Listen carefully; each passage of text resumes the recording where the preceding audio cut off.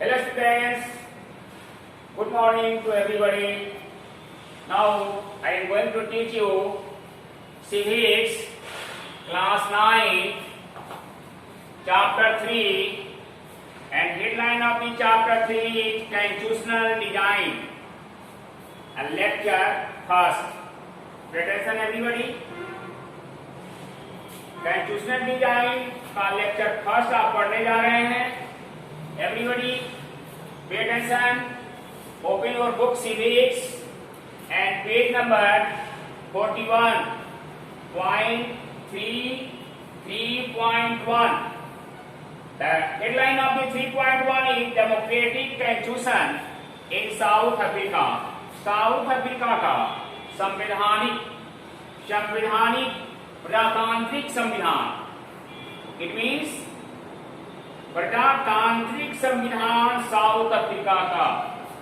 यानी south Africa में प्रजातंत्र की शुरुआत कैसे होती है इसकी कहानी आप पढ़ने जा रहे हैं. सबसे बड़ी और आश्चर्य की बात यह है कि साउथ अफ्रीका जहां से गांधी जी 1915 में रिटर्न हुए थे इंडिया में, वह इंडिया की भांति साउथ अफ्रीका इंडिया की तरह ब्रिटेन का कॉलोनी था, इंग्लैंड का उपनिवेश था और सदियों से था. जिस प्रकार भारत 200 वर्षों तक इंग्लैंड का उपनिवेश बना रहा, इंग्लैंड का गुलाम देश बना रहा, ठीक उसी तरह साउथ अफ्रीका भी लंबे समय तक नहीं इंग्लैंड का उपनिवेश बना रहा, इंग्लैंड का गुलाम बना रहा. तो साउथ अफ्रीका को अंग्रेजी सरकार से, गोरी सरकार से, व्हाइट गवर्नमेंट से फ्री करने के लिए वहां पर साउथ अफ्रीका का political leader mister Nelson Mandela आगे आई गांधी जी की तरह. जिस तरह से गांधी जी ने इंडिया में इंडियन नेशनल कांग्रेस की बागडोर अपने हाथों में लेकर इंडियन नेशनल मूवमेंट स्टार्ट किया और भारत को आजादी दिलाई, ठीक उसी प्रकार साउथ अफ्रीका का लीडर नेल्सन मंडेला ने वहां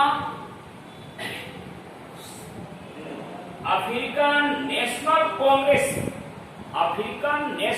कांग्रेस पार्टी के नेतृत्व को संभाला और वहां साउथ अफ्रीका को लंबे समय के संघर्ष के उपरांत आजादी दिलाई.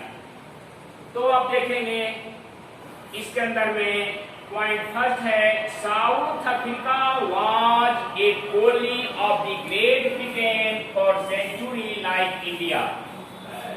दक्षिण अफ्रीका भारत की तरह लंबे समय तक नहीं ग्रेट ब्रिटेन का कॉलोनी रहा.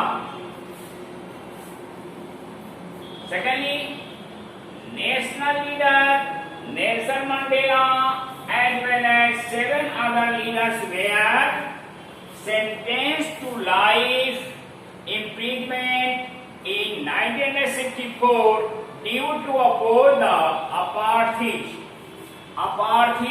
system. Apartheid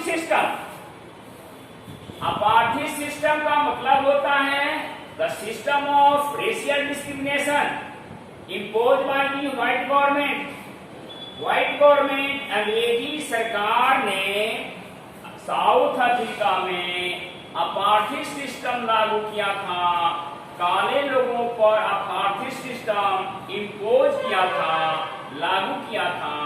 अपार्थाइड सिस्टम एक ऐसी सिस्टम थी जिसमें काले और गोरे के भेदभाव बढ़ता जाता था और दोनों ग्रुप के लोग, काले का अलग ढंग से रहना था, गोरे लोगों को अलग सेपरेटली रहना था, आइसोलेशन की तरह रहना था. काले लोगों को बस अलग थी, ट्रेन अलग अलग थी, सवारियां अलग थी, नहीं, स्कूल अलग थे, कॉलेज अलग थे, गोरे लोगों के अलग अलग थे, गोरे लोगों की बस्ती अलग थी, काले की बस्ती अलग थी, एक दूसरे से कोई संबंध, टच संबंध नहीं होता था। इसलिए इस system was called the segregation system. इसको हम अपार्थिव सिस्टम या सीग्रेशन सिस्टम भी कहते हैं। तो इसका नेल्सन मंडेला साथ साथ उनके 7 दोस्तों को इसलिए आजीवन कारावास में बंद कर दिया गया 1964 में, क्योंकि नेल्सन मंडेला ने एक अपार्थिव सिस्टम का विरोध किया था। इसलिए उनको जेल में डाल दिया गया, साथ साथ उनके 7 फ्रेंड को भी जेल में डाल दिया गया था। Understanding? Next, ANC African national led the struggle against the policy of the segregation for the long time। लंबे समय तक अफ्रीका की नेशनल कांग्रेस पार्टी ने लंबे समय तक संघर्ष किया आजादी के लिए और सीग्रेशन के अगेंस्ट में भी, यानी काले गोरे के भेदभाव को समाप्त करने के ख्याल से लंबे समय तक अफ्रीकन नेशनल कांग्रेस पार्टी ने स्ट्रगल किया इसके अगेंस्ट में। Next, at finally South Africa got freedom at the midnight of 26 April 1994। अंत में लंबे समय तक अंग्रेजों से संघर्ष के बावजूद अफ्रीकन नेशनल कांग्रेस ने 1994 में स्वतंत्रता प्राप्त किया। 26 अप्रैल 1994 में अफ्रीका को आजादी मिल गई, जबकि इंडिया को 15 अगस्त 1947 को आजादी मिली। लेकिन साउथ अफ्रीका को 1994 में 26 अप्रैल 1994 को अफ्रीका को आजादी मिली, याद रखेंगे। इसके बाद वहां संविधान बनना शुरू हुआ और 2 वर्षों तक, बड़े लंबे समय तक वाद विवाद डिस्कशन के बाद वहां का संविधान बनकर तैयार हुआ। Then, after 2 years of the discussion and the debate, one of the finest constitutions of the African completed। इसके बाद आजादी के 2 वर्षों तक काफी वाद विवाद करने के बाद, कॉन्स्टिट्यूएंट असेंबली में डिबेट और डिस्कशन करने के बाद अफ्रीकन कॉन्स्टिट्यूशन कंप्लीट किया गया विद इन 2 इयर्स, 2 वर्षों के अंदर। अंडरस्टैंडिंग? किसी भी राष्ट्र के लिए, किसी भी डेमोक्रेटिक कंट्री के लिए वहां एक संविधान का होना जरूरी होता है। इसलिए जब अफ्रीका को आजादी मिल गई ग्रेट ब्रिटेन से, तो वहां संविधान का बनाना जरूरी हुआ और संविधान बनकर तैयार हुआ। Now why do we need a constitution? प्रश्न उठता है कि कॉन्स्टिट्यूशन की क्यों आवश्यकता पड़ती है, हमें क्यों जरूरत पड़ती है संविधान की? किसी भी राष्ट्र को संविधान की जरूरत क्यों पड़ती है? बात सीधी है कि देश की शासन व्यवस्था को संचालित करने के लिए देश में बेसिक लॉ जो कॉन्स्टिट्यूशन कहलाता है और सुप्रीम लॉ जो कॉन्स्टिट्यूशन कहलाता है, उसका होना जरूरी है। यही कारण है कि देश के नागरिकों के मौलिक अधिकार की सुरक्षा के लिए, बेसिक राइट की सुरक्षा के लिए साथ साथ गवर्नमेंट के कंपोजिशन एंड इनके फंक्शन को संचालित करने के लिए नहीं, कॉन्स्टिट्यूशन का होना अनिवार्य है। Next, after long negotiation both blacks and white agree to compromise. लंबे समय तक संविधान बन रहा था, 2 वर्षों की अवधि में जो डिस्कशन चल रहा था, गोरे और काले दोनों ने मिलकर संविधान तैयार किया। लंबे समय तक काले लोगों गोरे लोगों के बीच एक एग्रीमेंट हुआ और दोनों एक दूसरे सभी एग्रीमेंट पर कॉम्प्रोमाइज किए और कॉम्प्रोमाइज करके संविधान को तैयार किया। तो क्या क्या कॉम्प्रोमाइज हुआ? व्हाइट ने क्या एक्सेप्ट किया, ब्लैक ने क्या एक्सेप्ट किया?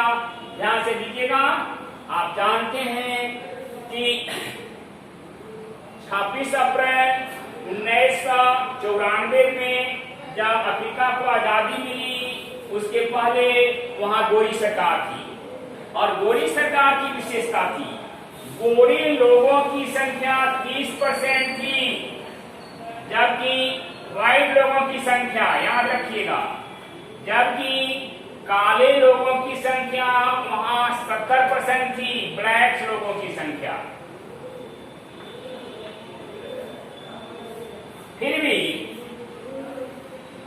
30% और 70%, 30% को माइनॉरिटी कहते हैं, अल्पसंख्यक कहते हैं, और यहाँ 70% मेजॉरिटी में हो जाता है। तो अभी तक आजादी के पूर्व साउथ अफ्रीका में माइनॉरिटी की सरकार चल रही थी, 30% लोगों गोरे लोगों की सरकार रन कर रही थी, जबकि आजादी के बाद 70% ब्लैक लोगों की मेजॉरिटी हुई। तो प्रश्न उठता है कि दुनिया के देशों में कोई भी डेमोक्रेटिक गवर्नमेंट रन करती है मेजॉरिटी पर, तो साउथ अफ्रीका में भी मेजॉरिटी के आधार पर संविधान तैयार किया गया कि जिस पार्टी की मेजॉरिटी होगी वही लोग शासक वर्ग में आएंगे। इस बात को व्हाइट लोगों ने एक्सेप्ट कर लिया, जबकि आजादी के पहले एक्सेप्ट नहीं किया था। तभी तक लंबे समय तक 30% होते हुए भी शासन किया 70% पर। तो यहाँ पर ध्यान देंगे पॉइंट 2 का कि whites agree to the principle of majority rule and that of the one person one vote. पहली बार व्हाइट लोगों ने अफ्रीकी पॉलिटिकल सिस्टम के अंदर पहली बार इस बात को स्वीकार किया, एग्री किया, सहमत हुआ कि अब मेजॉरिटी रूल को हम मानेंगे। इसके पहले हम सरकार थी हमारी माइनॉरिटी की, लेकिन आज से हम मेजॉरिटी रूल को स्वीकार करेंगे, सहमति जताई। And they also accepted the basic right for the poor and the workers. और गोरे लोगों ने इस बात को स्वीकार किया कि हम गरीबों और वर्कर्स यानी मजदूरों के बेसिक राइट को देने के पक्ष में हम हैं, पहली बार। नेक्स्ट, तो काले लोगों ने क्या स्वीकार किया गोरे लोगों के लिए? काले लोगों ने क्या स्वीकार किया? बड़ी आश्चर्य की बात है, ध्यान दीजिएगा। Blacks agree that the majority would not take away the property of the white minority. काले लोगों ने इस बात को स्वीकार किया कि हम काले लोग मेजॉरिटी में हैं क्योंकि हमारी संख्या 70% है, फिर भी हम इस बात को स्वीकार करते हैं कि 30% जो माइनॉरिटी के गोरे लोग हैं उनकी प्रॉपर्टी, उनकी संपत्ति को हम लोग नहीं हड़पेंगे, नहीं छीनेंगे।